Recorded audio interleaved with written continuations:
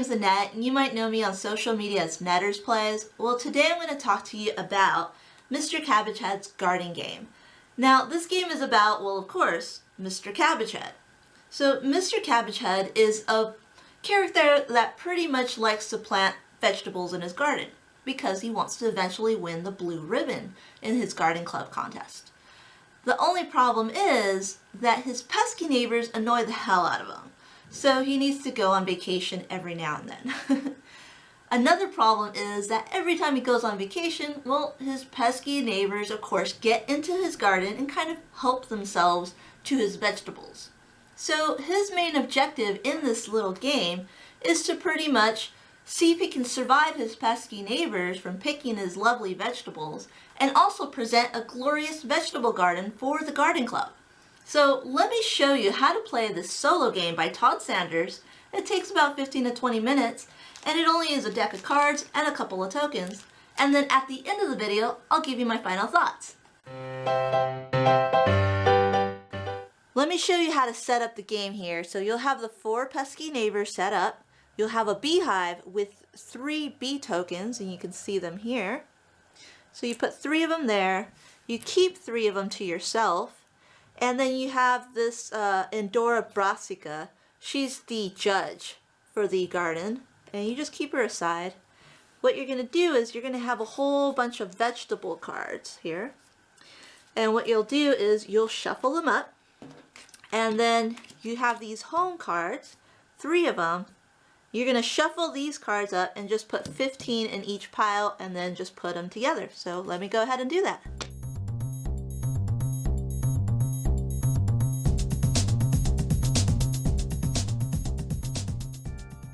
Now that you have 3 piles, you'll just go ahead and put them together.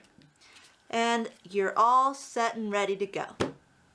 What you'll be doing in this game is drawing 3 cards, 3 vegetables, and you're going to figure out where to place them in this grid of 6 by 3. And what you'll do is you'll grab, for example, this card. It's going to have, say, the red 5 is going to tell you the total number of lettuces in this deck. You'll also have 4 points for each one of those. 16 is the neighbor number, we'll figure that out later, and then 1 is how many tokens you'll draw from the cup and place it on one of those neighbors. So if you want this vegetable, the carrot, you'll have to pay a bee token into the beehive. If you want the rutabaga, you don't pay anything. If you want the lettuce, you'll take a bee from the beehive. And that's pretty much it.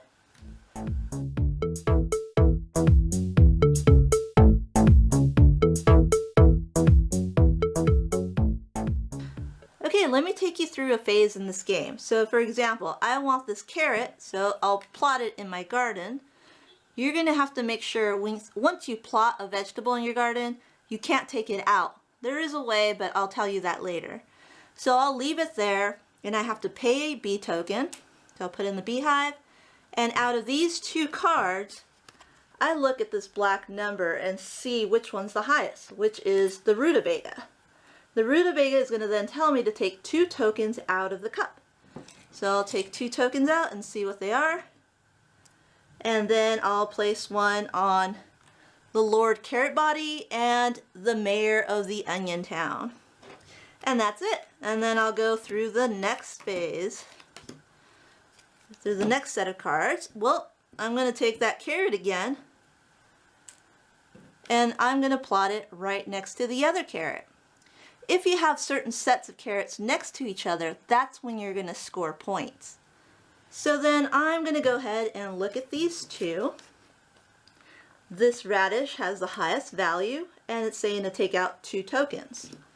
So I'll take out another 2 tokens, and I'll place it on horse and the Lord. I'll do it again, another 3. And out of these 3, I'm going to go ahead and take the rutabaga because I'm running out of bees. So I'll take 1 bee back. And out of these 2, I'll go ahead and plot it. I'll plot it right there. I'll look at these two values, and this radish has the highest one, and it's saying just to take 1 token. And I'm going to place it on the mare. And then, again, I'll do the same thing. So you pretty much do this repetitively. I'll get that rutabaga again. There's the token.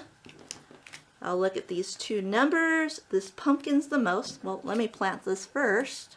I'll plant it right there because it's up to 3 by 6. And this pumpkin is telling me to take out 2 tokens. So I'll put one on Sally, the tomato, and Horace.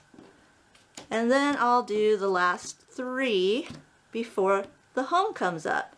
So this is when Mr. Cabbagehead goes on vacation.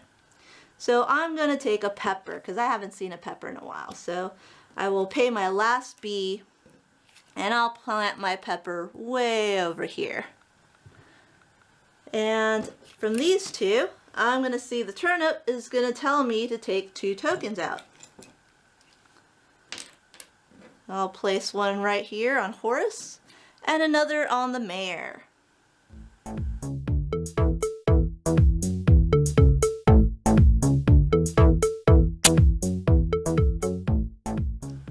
Alright, so phase 2 starts once Mr. Cabbagehead goes on vacation. So what we do here is we look at the pesky neighbors and see who has the most tokens. So in this example, Horace and the mare are tied by having 3 tokens on each one. So then nothing happens. But for example, if Horace had the most tokens on him, then we look underneath the beehive card and that's going to tell us what happens next. So Horace is jealous of Mr. Cabbagehead and his award-winning garden. He will always remove 1 vegetable from the type that the garden plot has the most of. So in this example, it has the most of carrots and rutabagas. So then if the vegetable qualities are equal, he will take the one with the highest point value. In this case, he would take the one of the carrots. So that's no good. And that's what all the neighbors do. So the neighbors either will take some vegetables away from your garden, or they'll just mix them all up. So you don't necessarily know what's going to happen. So once we're done figuring out what vegetables get taken out, who has the most tokens on the neighbor cards, well, we then take all the token pieces and we put them back into the cup. Mix them all up, and then we start phase 1 all over again.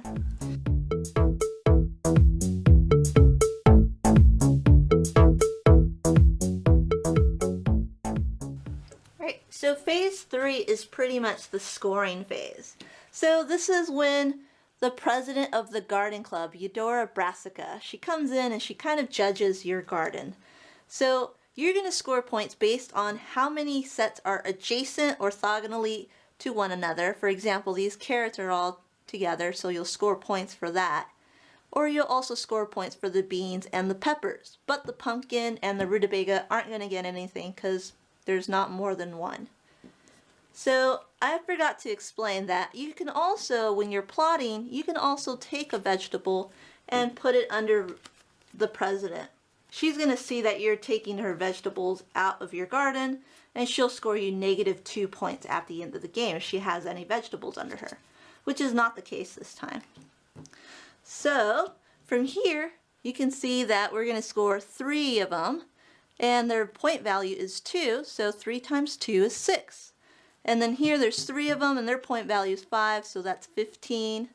These our carrots are a 3-point value and there's 5 of them, so that's another 15.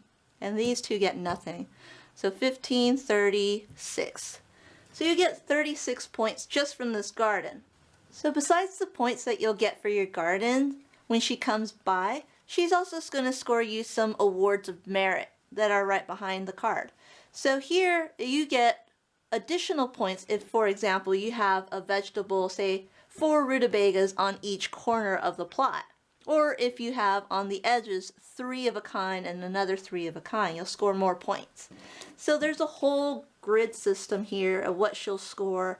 If you have like all the different types of vegetables, of course you'll get extra points for that. But in this case, I didn't score anything beyond any 36 points. I didn't get any merit points. I did really bad. So then we'll go ahead and look at the rules. Since I scored only 36 points, well, I get polite comments and a hope. And she's going to hope for me to do better next year. So I didn't do such a great job, but this is just pretty much to show you guys how to play the game. So now that I've showed you what this game is all about and how to play it, let me go over my final thoughts of the game. The first thing I'll go over is the artwork and the component quality of the game. So the artwork in this game is the first thing that pretty much attracted me to it. I really loved it. It kind of reminded me of an old Valentine's card that you got from, like, say the 20s or so that I saw in books and such. So I was attracted to that kind of artwork. Also, I wanted to make note that the artwork in this game goes hand in hand with the theme of the game as well.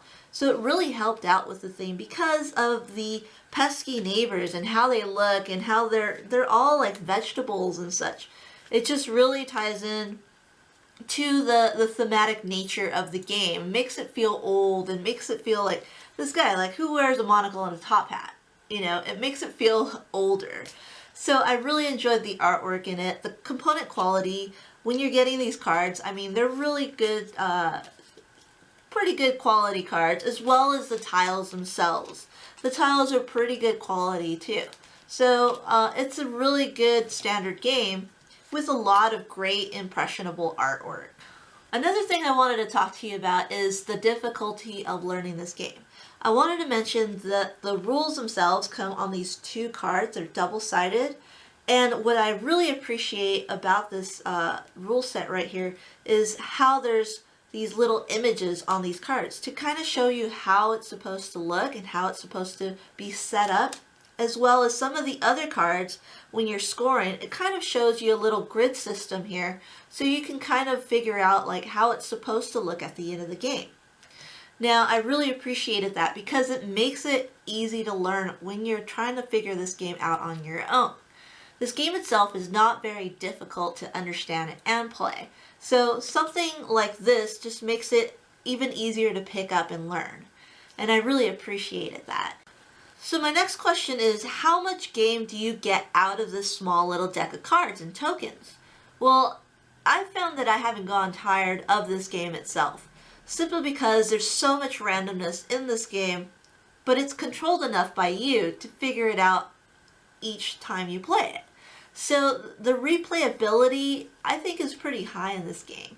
One, because there's the randomness of the draw. When you're drafting 3 cards, you're trying to figure out which one of those 3. You don't know because you have this huge deck of cards to play with, so you don't know which vegetables are going to come out. Also, there's the tiles that you're drawing from the bag. So these tiles themselves, they come out randomly. So you don't know what kind of tiles are going to come out and which neighbors are going to come and feast on your garden. So there's enough randomness to make every single game that you play different from one another. And also the placement of the cards in your garden. So all the vegetables in your garden changes, everything changes from one game to another. So there's enough replayability in this little small card game that should last you for quite a while. One of the reasons that I play solo games is because I want to enjoy my time, I want to figure out a puzzle, and I want to have fun. So did I have fun with this game is my next question. And pretty much yes. I did have a lot of fun with it. The first thing that I really got a chuckle out of was the title of the phases on these cards. I mean, they're pretty long and ridiculous, but it really kind of sets the theme and the mood of the game. And it's a really quirky, silly little game. And just to have all these like vegetable characters to look at, I mean, it's nothing so serious, but you kind of get annoyed by them too, just like Mr. Cabbagehead. So you can play along with that theme. I had quite a bit of fun, and also figuring out the puzzle and the grid system and where to plant certain vegetables. I mean, that was fun enough to figure out too. It's just a quick little puzzle of laying out the cards in a certain way and trying to figure out how to get the most amount of points as possible. So I really enjoyed that. aspect of the game too. So in conclusion, is Mr. Cabbagehead's Garden Game a game that I would recommend? And the answer is yes. If you're a solo gamer and if you like playing games by yourself and if you are into a challenging little puzzle, then yeah, you should definitely try to add this one to your list. But if you're not a solo gamer, if you didn't like how it's played, if you don't get to play it too often, I wouldn't recommend it that much, simply because it might be a little difficult to find. So that comes on to my next note. This game's availability is really low. It's not found in your local store or online easily. I'll leave a link below where you can actually find the game, where you can order the game to be printed and shipped to you, along with the little tokens too. There's also an expansion that you can add to your to the game itself, and there's just actually more neighbor cards, and there's also extra little chips that you can add to it. So I'll leave the link below where you can actually find this game, because it's not that very easy to find. So if you're interested in this game, you should definitely check it out. Well, thanks for watching, you guys, and I hope you enjoyed this video, and if you did, and if you want to see more like it, just feel free to subscribe. Also, feel free to make any comments or anything like that down below. I'll go ahead and respond accordingly too. So I can also be followed on Instagram, Twitter, Facebook, on meeplezincluded.com, and also the Insta Gamers Network channel too. So I'll leave all the information below where you can also follow me too. So thanks for watching, and I'll see you next time. Bye guys!